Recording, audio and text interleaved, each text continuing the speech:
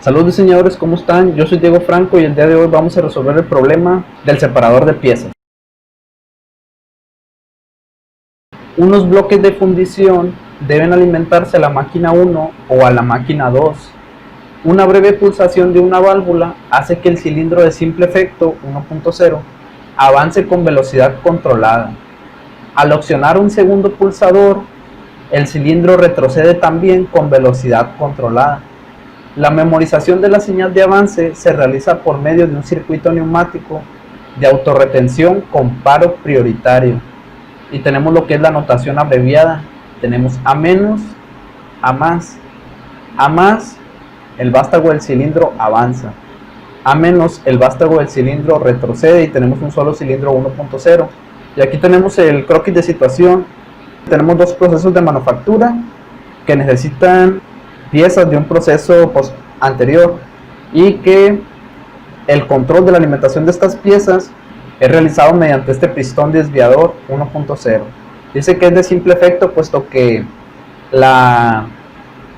el trabajo que va a realizar solamente sería para empujar el bloque y durante su carrera de regreso no ejercería ningún trabajo. Entonces esa es la razón por la que se utiliza un pistón de simple efecto, pero que se tiene que controlar mediante dos pulsadores distintos, uno de arranque y uno de retroceso. Entonces vamos a ver la solución de este problema. Y aquí la tenemos. Lo primero que vamos a revisar es el diagrama de señales. Y aquí está. Vamos a ver que solamente tenemos un solo pistón, que es el 1.0, también denominado A, y que tiene nada más la posición retraída y la posición final extendida. Y el diagrama es muy sencillo. Tenemos un pulsador específico para hacer avanzar el pistón, y en cualquier momento de su carrera tenemos otro pulsador, pero ahora que envía la señal de paro, como si fuera el arranque y paro de un motor, y lo hace retroceder. Entonces este de aquí sería el diagrama de señales para nuestro pistón de simple efecto. Y lo que vamos a aprender hoy, que es especial, es el circuito de autorretención neumática. Vamos a ver qué se refiere con eso. Y aquí tenemos el circuito de la solución. Vemos que por una parte vamos a tener lo que son los elementos de mando, que serían los dos pulsadores, el 1.2 y el 1.3.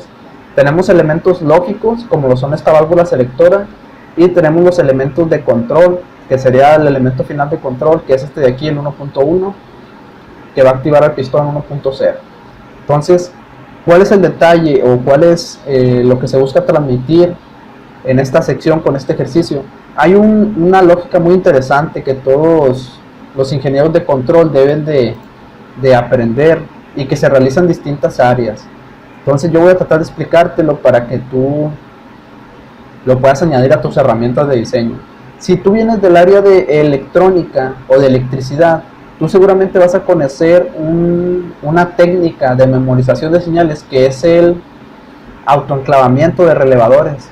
Entonces, ¿qué quiere decir el autoenclavamiento de relevadores? ¿Qué quiere decir? Que tú activas el relevador mediante un pulsador eléctrico y luego el contacto de ese relevador se acciona para alimentar nuevamente el relevador y que la señal quede memorizada, ya que el contacto alimenta al mismo relevador. Entonces, esa técnica, que es muy conocida en electricidad, ya muy antigua, se llama de autorretención eléctrica. Se realiza mediante un relevador. En electrónica, tú puedes realizar este tipo de función de autorretención mediante lo que viene siendo un flip-flop. Tú envías una señal a S momentánea y la salida pasa a ser positiva. Y así se mantiene, aunque la señal de entrada desaparezca. Luego tú envías una señal de desactivación de reset y la señal pasa abajo, aunque la señal de entrada sea momentánea. Pero en mecánica y específicamente en neumática también se puede aplicar este tipo de lógica, que es lo que vamos a aprender en este video. Y eso se realiza mediante este arreglo de válvulas. Se va a llamar autorretención neumática. Y aquí lo tenemos, vamos a analizar. Primero lo que tenemos aquí es un pulsador de activación, que sería en electricidad el pulsador de activación del relevador. Luego vemos lo que tenemos, que es una válvula selectora, lo que en electricidad sería el nodo de unión entre el relevador y el contacto del relevador.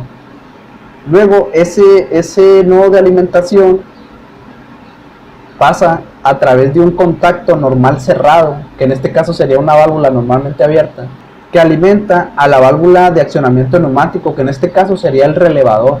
Entonces esta válvula 1.6 va a funcionar como si fuera el relevador. La válvula 1.3 va a funcionar como el contacto normalmente cerrado, el pulsador normalmente cerrado. Esta parte de aquí funciona como un nodo eléctrico y esta parte de aquí funciona como si fuera el pulsador de activación. Entonces vamos a ver qué es el efecto que conseguimos. Cuando el sistema se inicia y yo presiono esta válvula de aquí, el aire fluye libremente, y como la válvula 1.3 se encuentra normalmente abierta, el aire fluye también hacia la válvula de accionamiento neumático. Esta válvula de accionamiento neumático tiene su propia alimentación y, como vemos, suministra aire para activar el pistón, y a su vez ese aire se conecta a la otra entrada de la válvula selectora, lo que va a provocar que pase a través de la válvula 1.3, y ahora esta válvula se va a alimentar a sí misma, lo que va a provocar que con una sola pulsación momentánea de la válvula 1.2, la válvula 1.6 memorice su estado y se quede permanentemente activada por este arreglo de realimentación. Eso es lo que se conoce como realimentación, autorretención neumática. Entonces, con una sola pulsación momentánea de la válvula 1.2, la 1.6 se va a quedar permanentemente activada. ¿Cuál sería el método para desactivarla? Habría que pulsar la válvula 1.3, ya que al pulsar la válvula 1.3, este conducto de aquí quedaría bloqueado o en descarga, lo que provocaría que la válvula 1.6 regresara a la posición de reposo por medio de este resorte, lo que a su vez provocaría que este lazo de realimentación quedara sin aire comprimido, por lo que al soltar la válvula 1.3 y volver a quedar en posición abierta, ya no habría aire que realimentara esta válvula 1.6, lo que memorizaría el estado de desactivación. Entonces este arreglo de aquí sería lo que permitiría que con una pulsación momentánea se active el pistón y con otra pulsación momentánea de 1.3 se desactive. El elemento final de control va a funcionar como si fuera el contacto normalmente abierto del relevador, y estas dos válvulas de aquí en posición encontrada, la 1.02 y la 1.01, van a regular ambas carreras del pistón. Una va a regular en un sentido y la otra en el sentido contrario. Mediante el manómetro 1.04 vamos a visualizar la presión de la cámara del émbolo, que es la única cámara de este pistón, y pues eso sería todo. Esta sería la manera en que funcionaría este sistema de autorretención, y ahora vamos a verlo en la práctica. Vamos a accionar la simulación y vamos a ver lo que sucede. Vemos que en posición inicial el pistón se encuentra retraído, como lo indica el problema. Luego vamos a pulsar momentáneamente la válvula 1.2. Vamos a ver que el pistón se alimenta y memoriza su estado. Entonces aquí es donde vamos a analizar. Si ustedes observan qué fue lo que pasó, yo presioné esta válvula de aquí, lo que alimentó a la válvula selectora. El aire pasó a través de la válvula 1.3, que está normalmente abierta, y activó la válvula 1.6, que podría ser el relevador.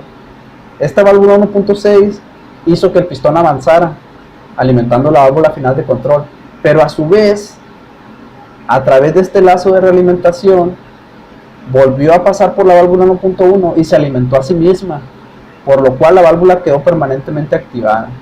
Si ustedes observan, aquí se ve perfectamente cómo es un lazo de realimentación. Ese lazo es el que mantiene permanentemente activada esta válvula, lo que le da presión al pistón. Ahora, si se observa, este lazo de aquí puede ser interrumpido si yo presiono la válvula 1.3. Vamos a ver que yo, al presionarla, dejo de suministrar aire a presión a la válvula 1.6, lo que provoca que se desactive y que el lazo de realimentación quede sin presión de aire, lo cual hace que la válvula 1.1 también se desactive y el pistón regrese. Entonces esa sería la función de autorrealimentación neumática. Ahora, por último, existen dos configuraciones, lo que es con activación prioritaria y desactivación prioritaria. Esto es lo que se conoce en electrónica como el estado maestro de un flip-flop. ¿Qué quiere decir? Que cuando tú presionas tanto el pulsador de activación como el de desactivación, pues el pistón tiene que ejecutar una acción, ya sea extenderse o retraerse. De acuerdo a la posición, al comportamiento de ese pistón, cuando los dos botones se presionan al mismo tiempo, es el tipo de arreglo que se consigue. De tal manera que si al presionar los dos pistones, como lo voy a hacer yo, el sistema queda activado, sería un sistema con activación prioritaria. Sin embargo, si al presionar los dos botones al mismo tiempo el pistón se desactiva, sería un sistema con desactivación prioritaria. En este caso vamos a ver cuál es el comportamiento del pistón. Yo tengo aquí activados los dos pulsadores al mismo tiempo y vemos que el pistón regresa. Entonces este sería un arreglo de retención neumática con activación prioritaria, así como lo marcaba el diagrama, y aquí lo tenemos. Esto es así porque esta válvula de aquí no permite que el aire fluya hasta la válvula 1.6 y por lo tanto no se activa el pistón. Hay otra manera de realizar esta configuración para los dos pistones, los dos pulsadores al mismo tiempo, el pistón se avance, y eso lo podemos ver en otro video. Entonces esta sería la manera de solucionar el problema de autorretención neumática con desactivación prioritaria, y espero que puedas añadir esta herramienta a tus técnicas de diseño para tus futuros proyectos. Entonces, por último, vamos a ver nada más cómo funcionaría. Aquí en la gráfica de estado presionamos, avanza con carrera regulada, desactivamos y también regresa con carrera regulada. Entonces ese es el funcionamiento de este proyecto. Esperamos que este video te haya sido de utilidad y que lo puedas aprovechar. Entonces, de parte de todo el equipo de Franco Mecatrónica les damos las gracias y hasta el siguiente video.